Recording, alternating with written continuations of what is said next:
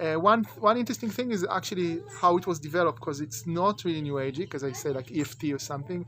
It's actually based on really, really deep understanding of the brain, developed by some of the smartest people on earth in a very scientific way and very measured way. So it's actually started when people saw that modern therapy was not very effective. Go to Freudian therapy. I don't think Jungian is better, but Freudian kind of psychodynamic therapy, person can go. I was just in a show of a woman, French woman. She lived in New York for her whole life, most of her life, and for 50 years she went to this therapist, and this psychodynamic therapy ended when the therapist died at the age of 95. And you see her art piece, which are very public and very this about problems with her father, when she was like 20 and when she was 75. Nothing changed, almost. So there is something in modern early therapy that was kind of almost specially designed to be not effective. We say it this way. And later there were a lot of progress, but still it's not so effective sometimes for some reason. So these people were looking for how to make therapy more effective. That was the beginning of their motivation. And they kind of took the best therapist and saw why they are very effective. And for example, one of them was Virginia Satir, which was actually an amazing angelic being. And she had two assumptions about therapy. One of the assumptions, she was like family therapist, is one that people always have good intention. Doesn't matter what, people have good intention. And the other one, that people always do the best that they are able to do. Which means a person can be really, really, narcissistic and manipulative and make other person feel small. But if you really see his intention deeply, you go to the core, he maybe wanted to feel love. He maybe want people to see him. Maybe he want to express his love. But the only way he know how to do it is by, manipulating other, making other feel small, making other feel they are not good enough. Because usually this is how they felt love is. That's like the core experience of what love is. In childhood was, you are not good enough, you are conditioned. If my mother is not trying to cut my wings and possess me, it doesn't mean she doesn't love me, for example. So that were two assumptions. That's an amazing assumption. Because then you see that there is in every, the worst, most bitter family quarrel, it's not about somebody who is demonic. It's not a demonic situation, it's a tragic situation. Two people who actually want to get love, but instead of getting love because they don't have the resources of right communication, of right awareness like that, it becomes like something really tragic that causes a lot of misery to all of them. So that was, for example, her assumption. Yeah. And the other person, which was very important in the NLP world, is Milton Erickson. I think he was probably the greatest therapist in the 20th century. Bendler, the guy who was actually creating NLP, he was like taking tons of hours analyzing it, and other people like did. So he basically, what he understood, he was not just for me a great therapist. He was a first self-healer, and he was a person who was very, very spiritually attuned in a way. And I'll explain what it means. For example, he saw people who were depressed. I'll give as an example. And they were very, very immune to therapy. Nothing worked for them. So he gave a person like this who didn't want to have any therapy a task. Go and look. We need to count how many bird nests are on the trees around the hospital, the mental hospital in which we work.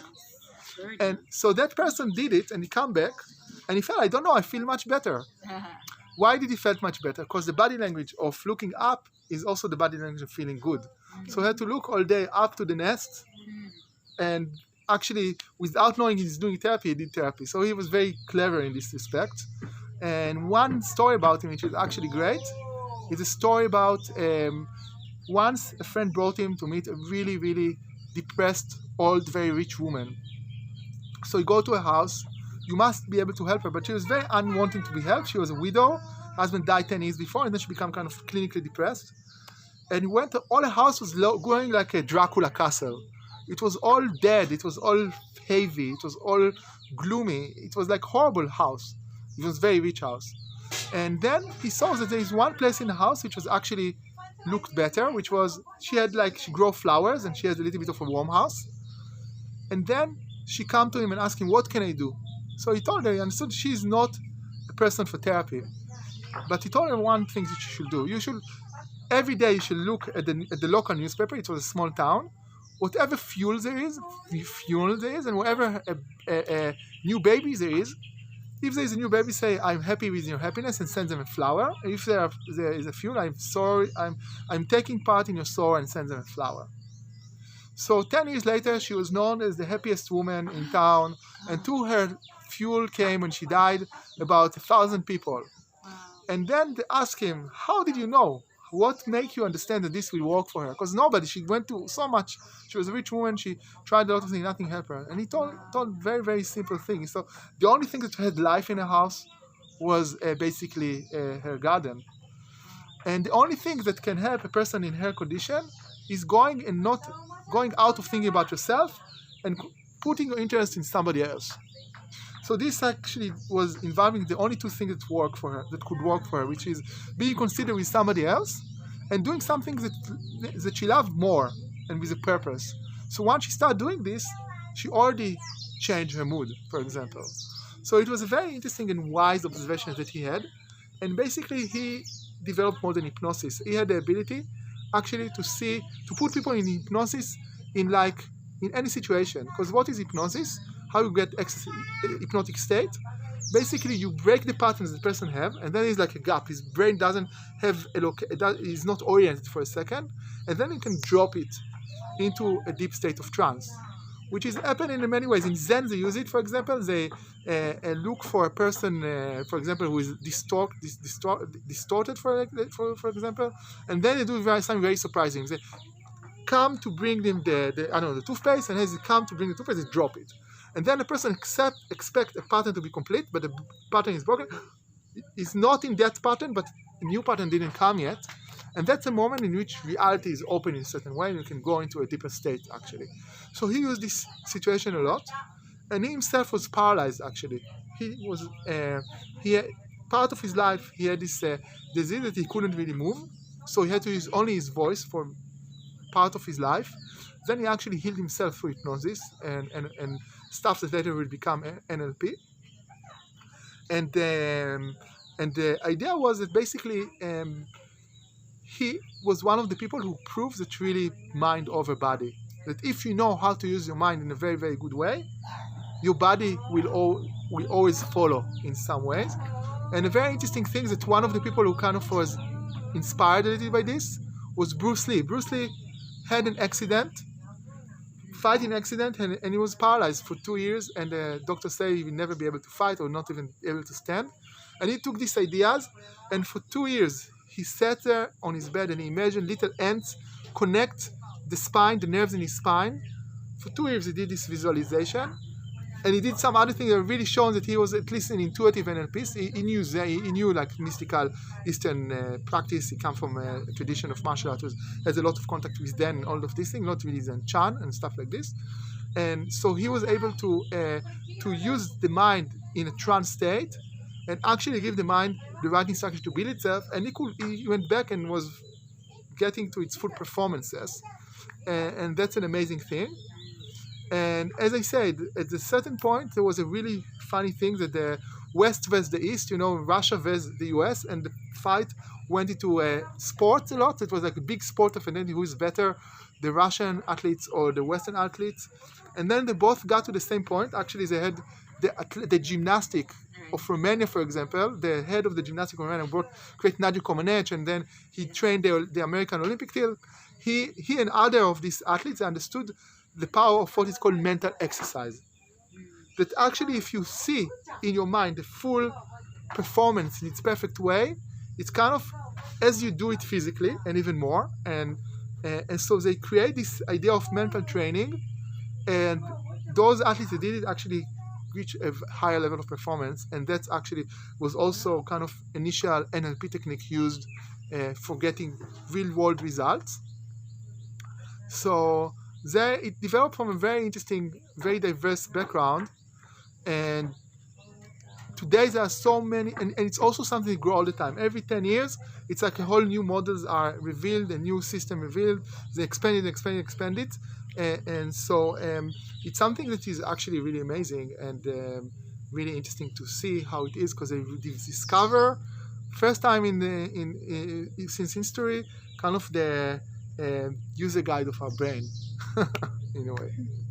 What about, but like with Nadia Comaneci, like you can imagine your own routine, Yeah, the elegant routine, but what if it involves somebody else and you're trying. if it involves somebody else, let's say you fight, it's not like you are a boxer and you want to prepare to how you can't prepare just a sequence because that you're going to do, I don't know, jumping on, I don't know, a horse Right. and something.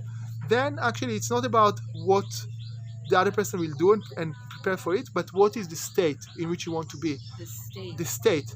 Like a boxer want to be very clear, want to be very sharp, want his brain actually to be almost blind to pain.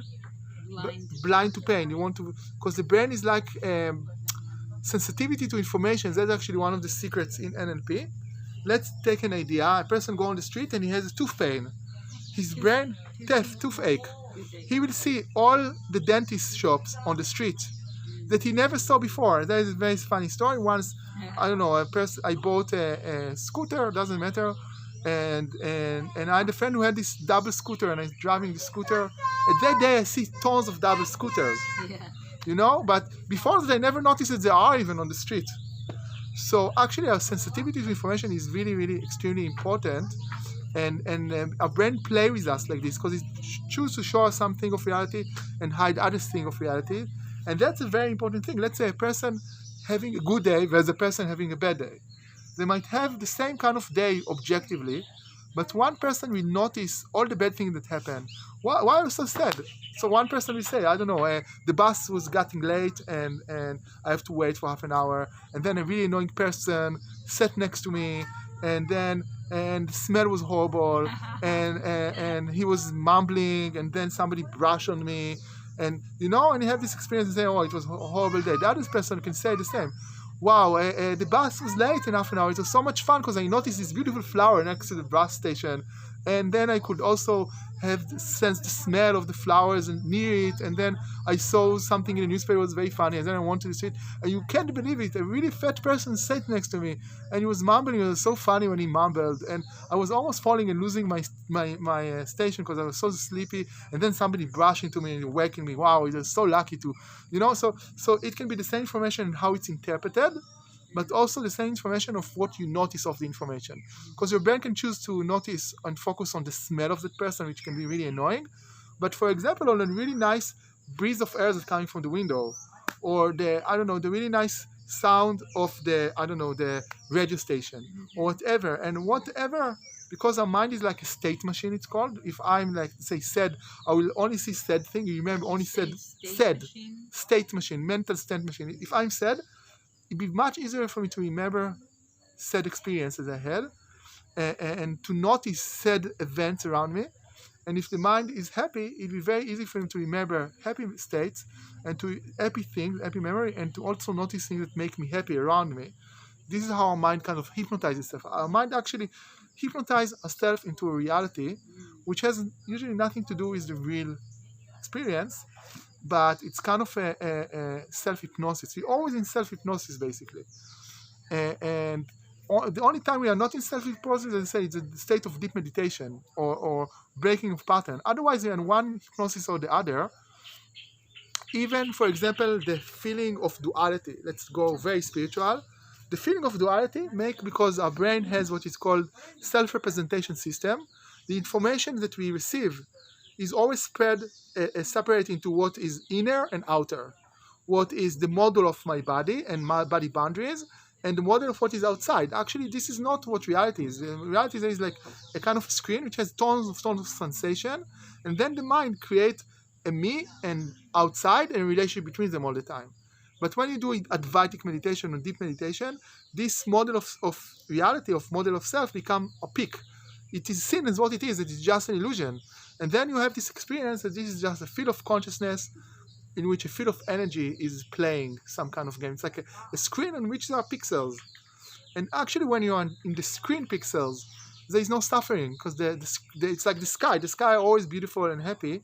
but only when you are identified with a certain cloud. I'm that cloud, but I'm not that cloud, and my cloud changed now to a form I don't like, so I have to resist it. And some other cloud that I compare myself to change to a form that make me feel bad about myself, so I resist it, and so on. When this is the identification, then suffering comes. So actually, NLP in a deep way, it's also a form actually to break the hypnosis, or at least to create the hypnosis that we want to create, rather than be a victim of our own self-hypnosis that mostly creates us a lot of suffering in a way, this one way or another. And that's a very interesting observation, because What would happen if all of us sat under the banyan tree and did NLP for an hour and created really like a level of love that we haven't created before? if all of us will sit under one place and create something, it will definitely do some big effect, because it's the collective subconscious is a very, very subtle thing, but it's very hard to bring everybody to do this, because each person program or hypnosis is very different. Some people are really hypnotize themselves to feel they are in hell and everybody around them are really horrible and evil, and we believe our hypnosis. The hypnosis function in the sense that we really believe and caught in it, and we react into it and we strengthen it all the time. So to make the hypnosis seen as hypnosis is actually not a very simple trick. And some people, this is why you meditate sometimes for 20 years till you have this realization that whatever you call reality is just self-hypnosis. That's actually can take a long time. Sometimes NLP, when understanding really how the mind works, how the filters of reality work, you can kind of become more and more aware to this, and you can kind of break it faster. And you can use it then to your advantage, because I'm going to a sell meeting with a client. It will be very useful for me to be very, very sensitive to the information that allow me, for example, to understand the needs of the client, or what type of argument will convince him, or why, or all the things that support my feeling of being confident and able to help him, rather than my brain be very, very tuned and sensitive to all my faults and why I'm feeling like an imposter and not good enough, and I don't know, or having a fear of the client that he's gonna devour me or something if I make a mistake. So it's all about the hypnosis that we create, and the hypnosis we create to ourselves affect how the world will react to us. Because if I'm in a hypnosis that I'm a really bad person, and I remember only the bad thing I ever done, and I judge myself in a really huge critical way, because that's my program, that's my hypnosis, that's how my brain filter work. I'm deleting all the time I was good, and I'm distorting information. Every good thing I do, I really put the value of it to be nothing, and everything I did really increase the value of it to be total. Then obviously I will attract a lot of suffering for the world, because I feel guilty all the time and I want myself to be punished all the time. The only way for me to feel good is to punish myself all the time. So actually understanding the filters and breaking the filters can be extremely, extremely important for us. And just knowing that there are filters and not reality, it's very hard for us. Some people, they live their whole life feeling that what they perceive as reality is reality, and they have, LSD trip, and then they understand for a second the difference. Aldous Huxley wrote a book like Doors of Perception. It was all about this. A whole generation didn't know till, for example, the psychedelics came to the world, were becoming like a common thing. But then what do you do with it? He finished this LSD trip, and then what? They didn't have tools to actually break the filters and knowing how to create the hypnosis they really want to be in a way which is controlled and beneficial. So that was a great thing that NLP brought. The idea that actually we can control, first see how our hypnosis works, and then we can kind of control it. Yeah.